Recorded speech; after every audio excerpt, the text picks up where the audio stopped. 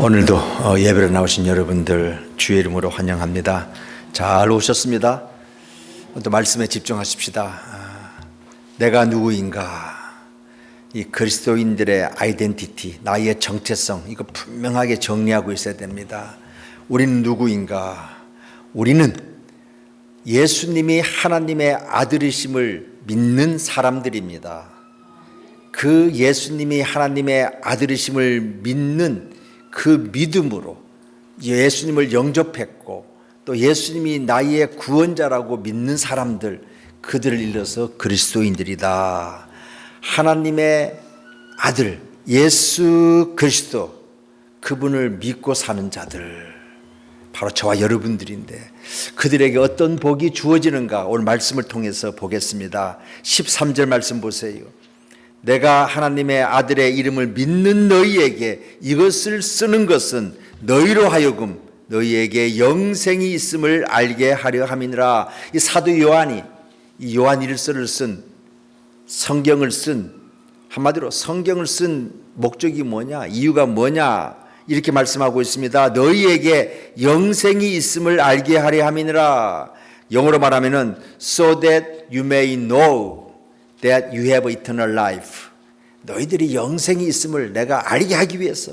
여러분, 성경을 어디에 읽든지 우리가 그걸 읽으면 아하, 내가 영생을 가지고 있구나, 그걸 알게 돼 있다 하는 말씀입니다.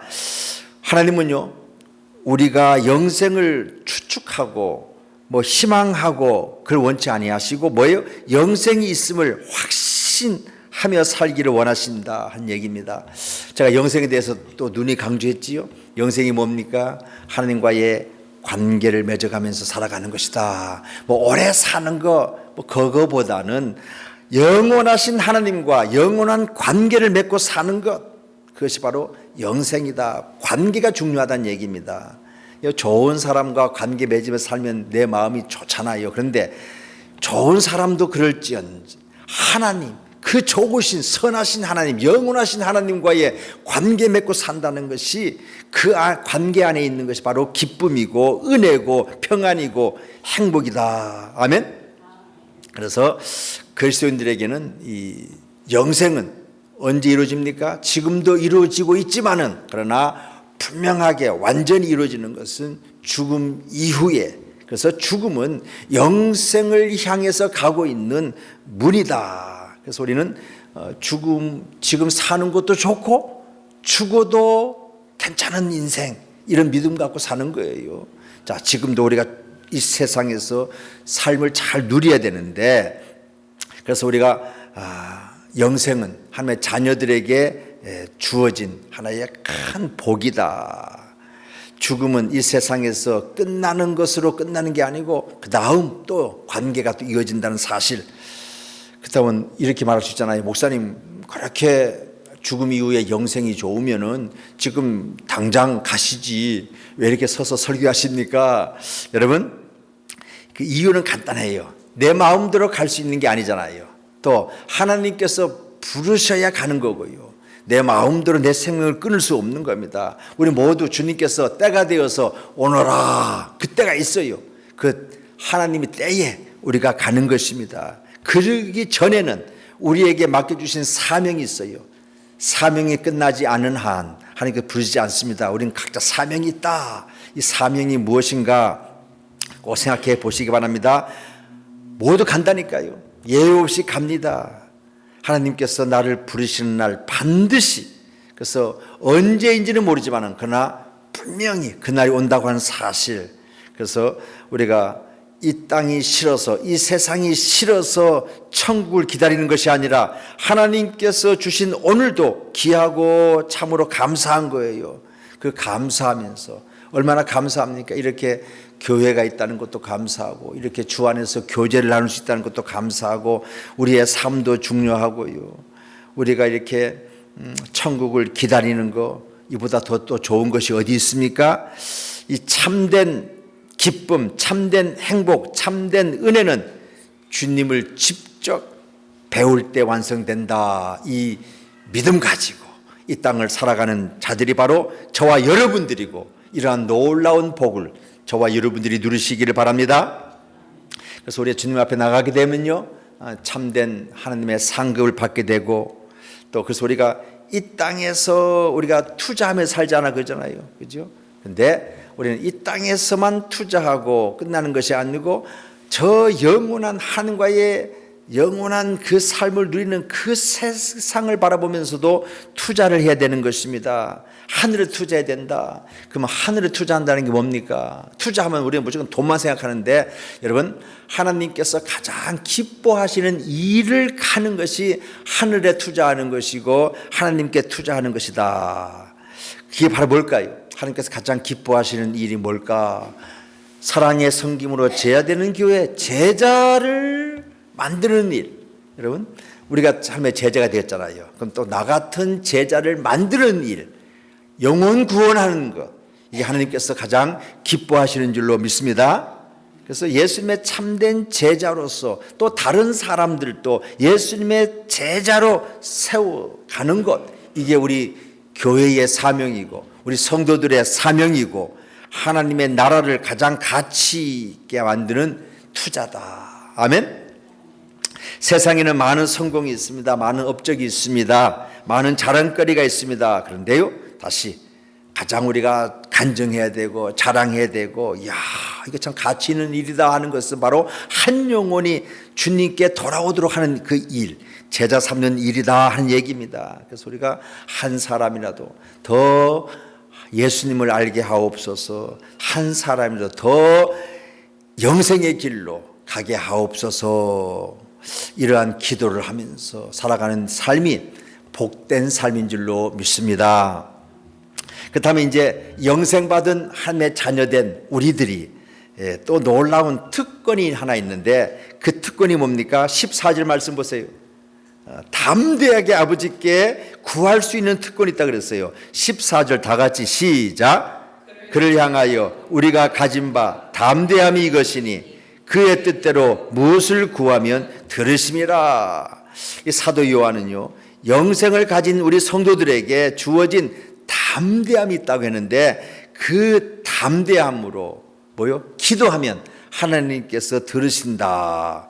하나님께서 우리의 기도를 들으신다는 확신, 이것이 바로 우리 성도가 가진 담대함이다. 자, 이 담대함을 가지고 하나님께 기도하는데 그 기도를 하나님께서 반드시 들으신다는 확신, 하나님께서 우리의 기도를 들으신다는 이 확신, 이 확신의 근거가 무엇입니까?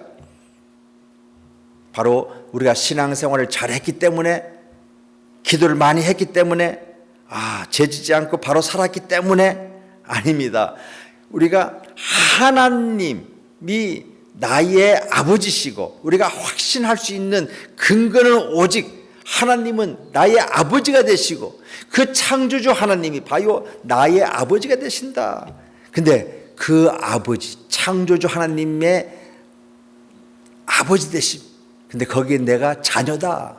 여러분, 우리 아이들이 어렸을 때 보니까 어디 사러 가면요, 애들이 쭉 보다가 이거 사줘, 저거 사줘, 또 막 떼를 쓰고 그래요. 아니, 얘가 왜 떼습니까? 확신이 있잖아요. 떼를 쓰면 또 내가 아버지라는 확신이 있기 때문에.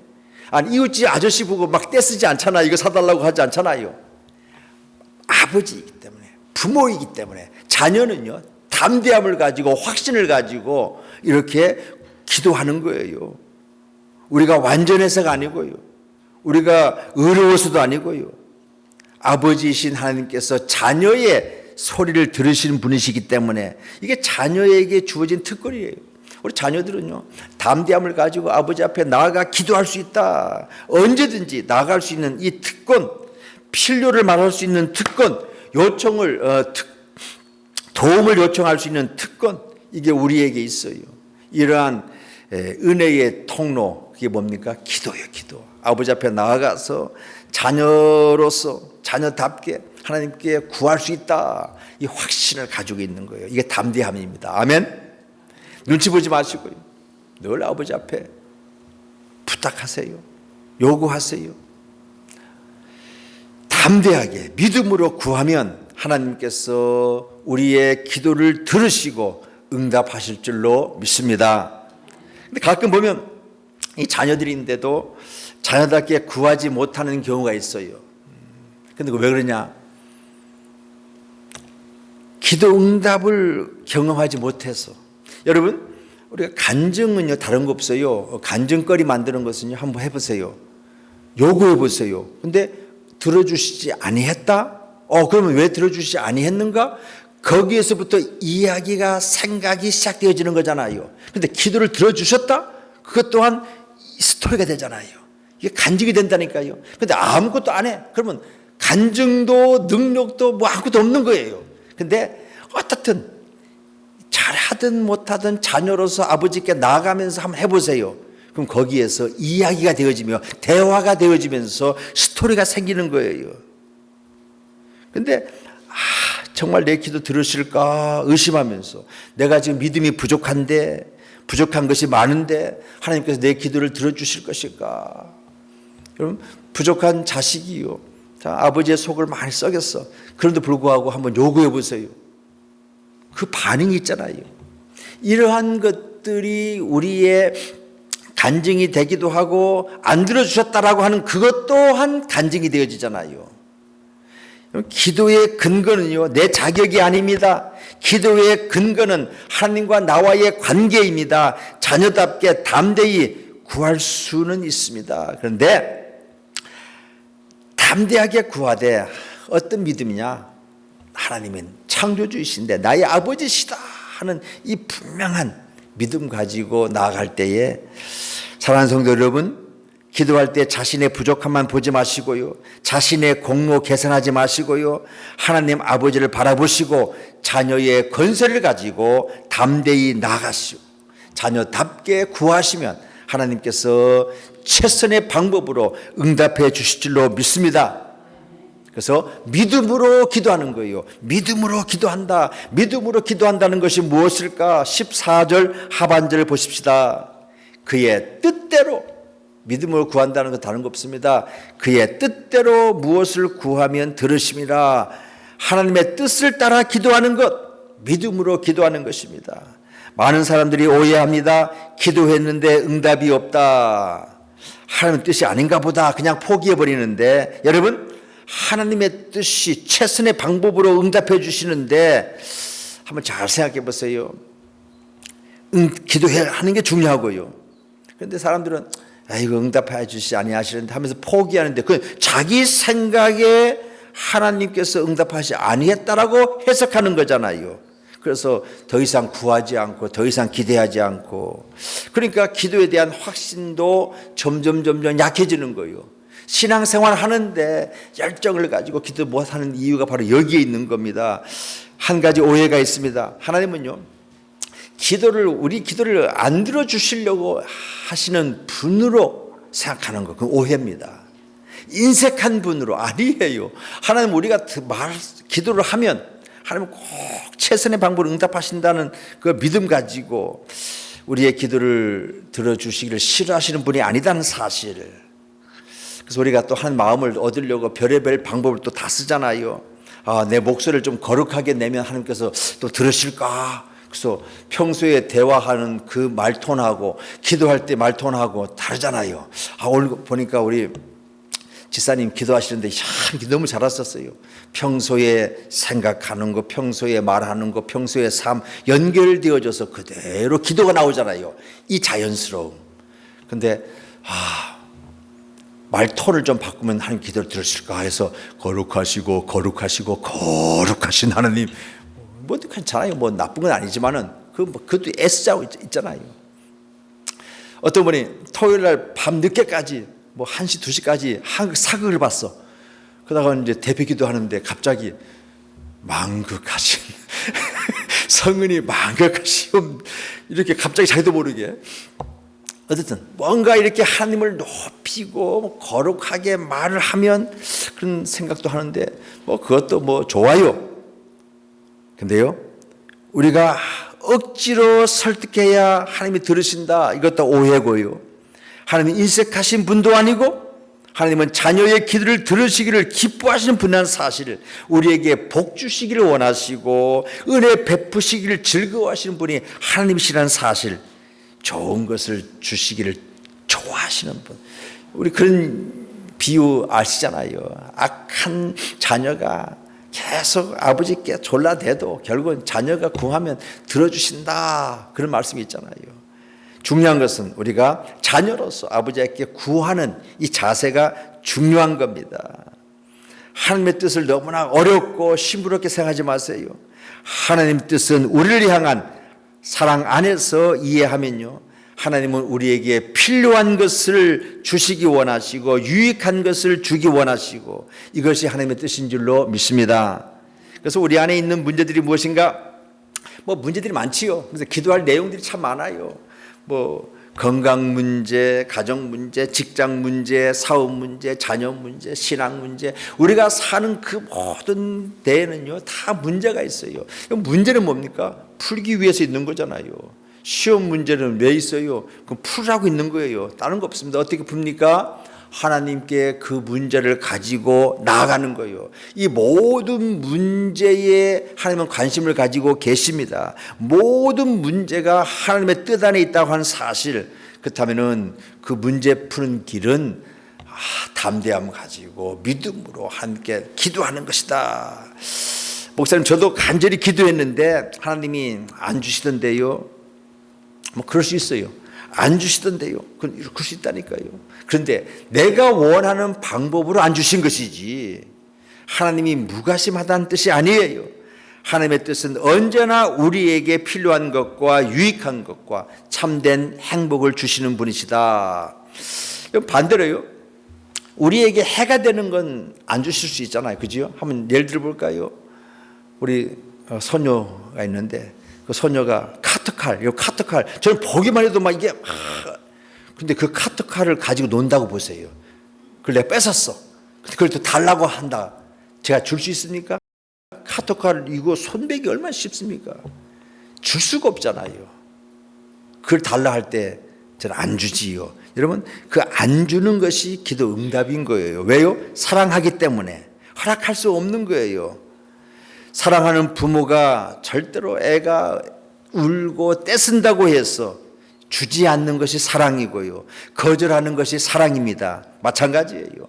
우리가 구한 것이 결국 우리에게 해가 되고 다치게 된다 하면, 우리가 무너지게 되고 우리에게 상처가 된다고 한다면 하나님은 거절하시지요. 왜요?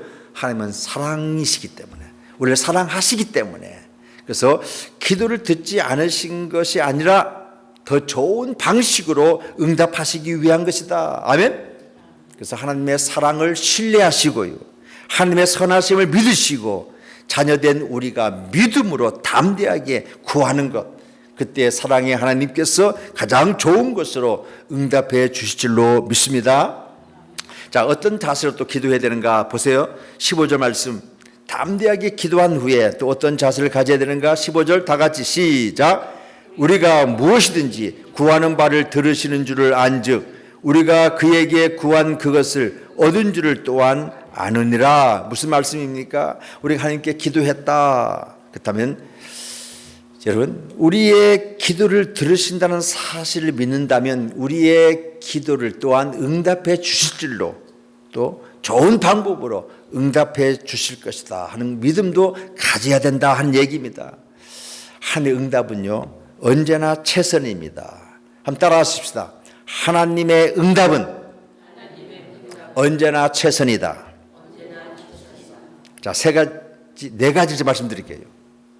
자, 보세요. 우리가 하나님의 응답은 언제나 최선이다, 이 믿음 하나 오늘 딱 정리하고요. 그리고 한번 기도를 하는데, 첫째로 예스, 내가 기도했는데 예스, 최선의 기도 응답입니다. 기도하자마자 길을 열어주시는 거예요. 좋지요? 예스. 그럼 우리는 기도 응답은 요것만 생각해. 예스. 내가 기도한 대로 하나님께서 예스. 그럴 때가 있어요. 그것도 최선이에요. 그런데 이럴 때가 있다니까요. 뭐냐? 조금만 더 기다려. wait. 처음에는 뭐예요? 예스. 그것도 기도 응답이고. 두 번째는 wait. 기다려. 우리 입장에서는 지금 당장 응답받고 싶습니다. 지금 해결되었으면 좋겠다 원합니다. 근데 하나님께서 좀 기다려. 기다리게 하신다면 이건 역시 또 최선의 응답인 줄로 믿습니다. 아멘. 왜 이것도 최선의 응답을 받아들여야 돼요 우리가. 왜냐하면 하나님의 시간표가 있고 나의 시간표가 있는 거예요. 모세 아시죠? 모세의 시간표가 있었어. 그 뭐예요? 자기가 이스라엘의 지도자가 되어가지고 지금 당장 이스라엘 백성들을 지가 이끌어내고 싶었던 타임테이블 지금이잖아요. 근데 하나님은 웨이트 기다렸잖아요. 그 언제요? 40년 후로. 야, 이건 아직 너는 훈련이 안 됐어. 그래서 훈련시키기 위해서 미디안 광야로 모세를 보내잖아요. 거기서 기다린 거예요. 그때에 40년이 딱 지나자마자 모세야 하면서 부르셔서 그때에 모세가 원했던 그 지도자가 되어서 야, 자기 타임테이블, 자신의 타임테이블, 하나님의 시간 테이블, 이게 다른 거예요.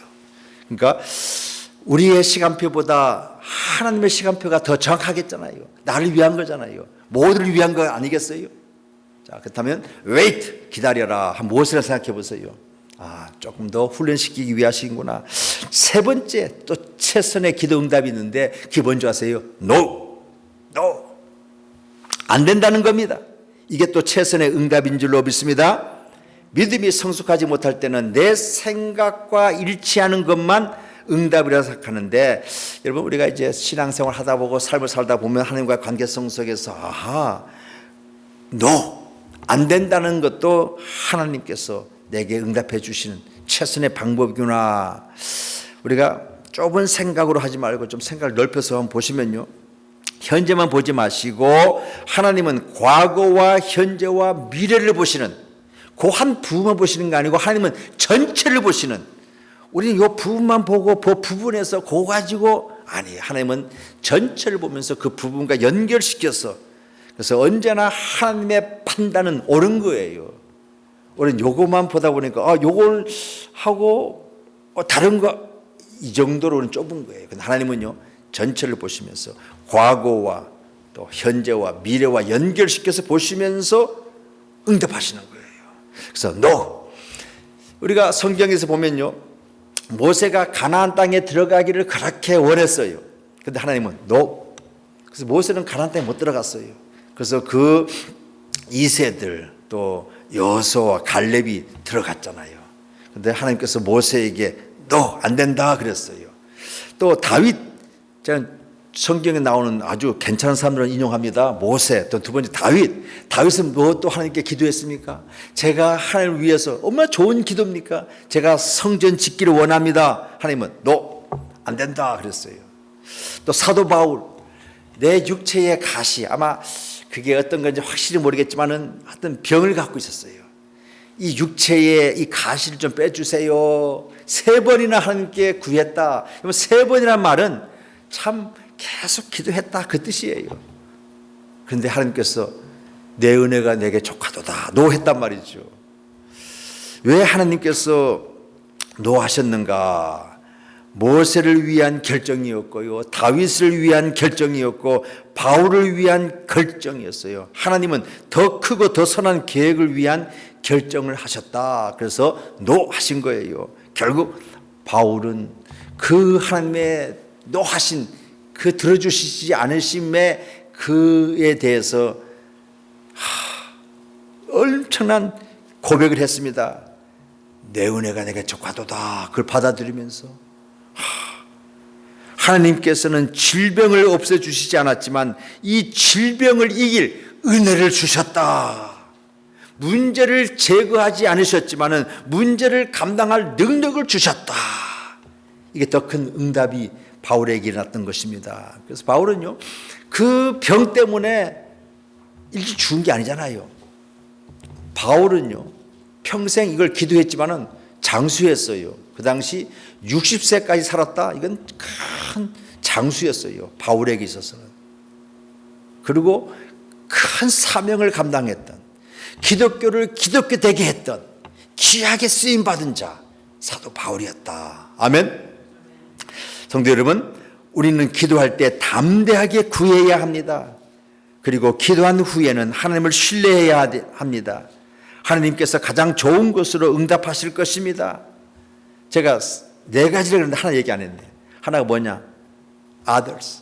다른 것으로 또 주신다니까 난 이걸 구했는데, 야, 이게 아니고요. 더 좋은 것으로, 다른 것으로. 이것도 하나님의 기도 응답의 최선인 줄로 믿습니다.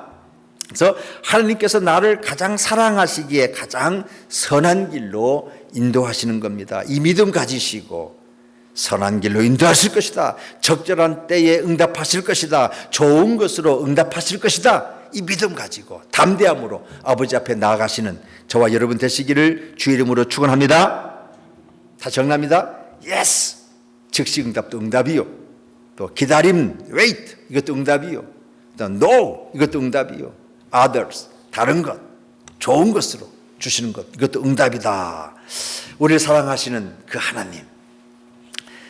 성도의 기도는 응답을 강요하는 것이 아니라 아버지의 사랑을 신뢰하는 믿음의 고백이다. 사도 요한은요, 이 기도의 이야기를 하면서 또 한 번 더 나갑니다. 말씀 보세요. 16절, 17절. 다른 사람을 위해서 기도해야 된다 하는 말씀인데요. 16절, 누구든지 형제가 사망에 이르지 아니하는 죄를 범하는 것을 보거든 구하라. 사망에 이르지 아니하는 죄? 그러면 사망에 이르는 죄도 있나? 맞습니다. 자, 잘 들어보세요. 누구든지 형제가 사망에 이르지 아니하는 죄 범하는 것을 보거든 구하라. 그리하면 사망에 이르지 아니하는 범죄자들을 위하여 그에게 생명을 주시리라. 이 말씀은 해석하기가 쉽지 않은 본문 가운데 하나지만요, 핵심은 이거예요. 죄에 빠진 형제 자매를 보았을 때에 포기하지 말고 정죄하지 말고 그들을 위해서 기도하라. 무슨 얘기냐면 죄의 종류에는 크게 두 가지 나눌 수 있습니다. 사망에 이르는 죄가 있어요. 죽음에 이르는 죄가 있어요. 근데 또 죽음, 사망에 이르지 않는 죄가 있다. 자, 무슨 얘기냐면 사망에 이르는 죄는요, 궁극적으로 예수 그리스도를 부인하고 예수 그리스도를 거부하고 그래서 영접하지 아니하는 불신앙의 죄, 이게 바로 사망에 이르는, 죽음에 이르는 죄다. 우리는 거기서 해방받았고 우리는 그렇지 않잖아요. 그 뭐냐? 사망에 이르지 않는 죄가 뭐냐? 사망에 이르지 않는 죄는요, 이제 예수 믿어서 성도가 되어서 구원받은 하나님의 자녀가 된 저와 여러분들이 우리가 연약해서 또 넘어지고 연약해서 쓰러져서 죄 짓는 거, 이것이 바로 사망에 이르지 않는 죄다. 우리 이미 구원받았잖아요. 우리 이제 넘어질 수는 있어요. 아직 죄의 경향을 가지고 있잖아요. 죄에 대해서 완전히 해방받는 날이 바로 한 나라 가는 그 날이잖아요. 그 전까지는 이 죄의 경향에 우리가 힘쓰지 않고 기도하지 않고 하면요, 거기에 휩쓸릴 수가 있다니까요. 그때 넘어진 이 죄가 바로 우리가 짓는 죄다. 바로 그런 죄에 빠진 우리 서로 위해서 기도해 주라, 그 얘기예요. 아멘? 우리 성도들끼리.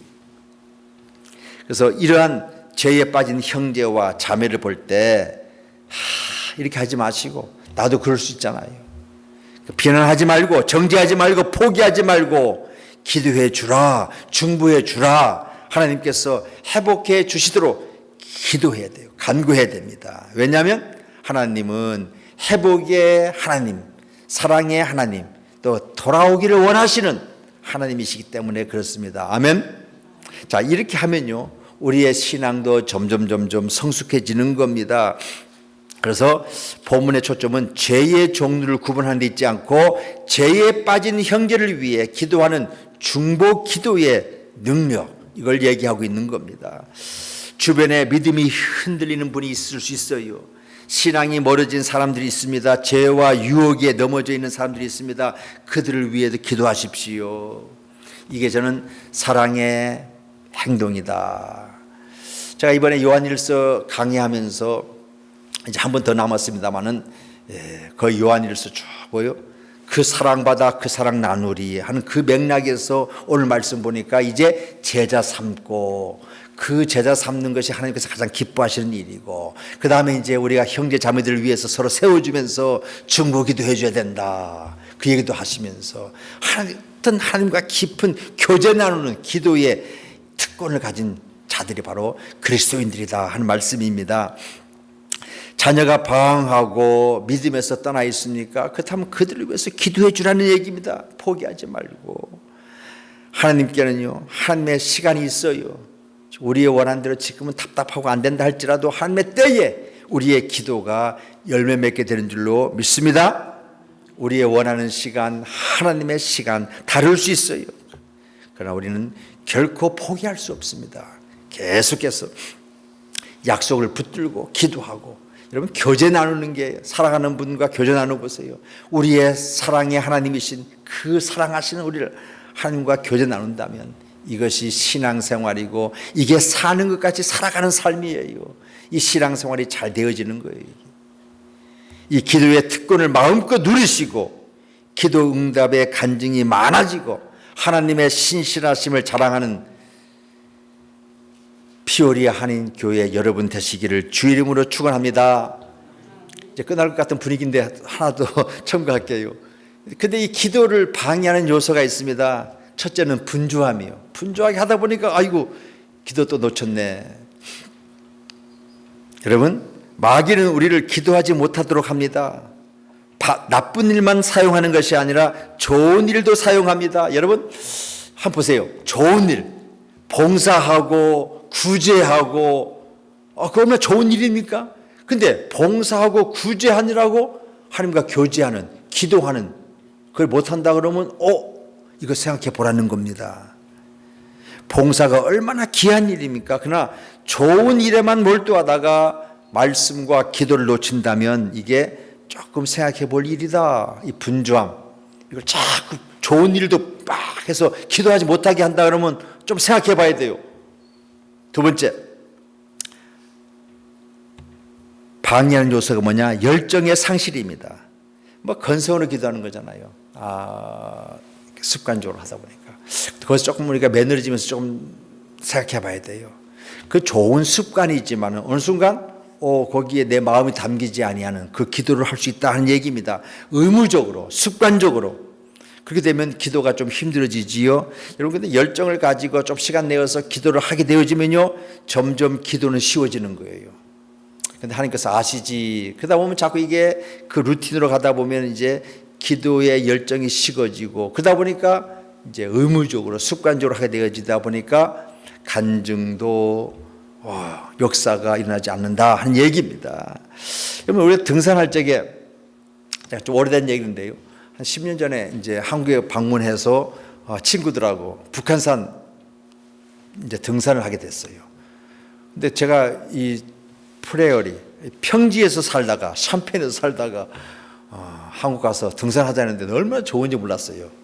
근데 내 친구 목사는 뭐 이 큰 수박을 등에 메고 여름인데 올라가는데 한 시작하고 1분, 2분, 10분까지 얼마나 지친지요.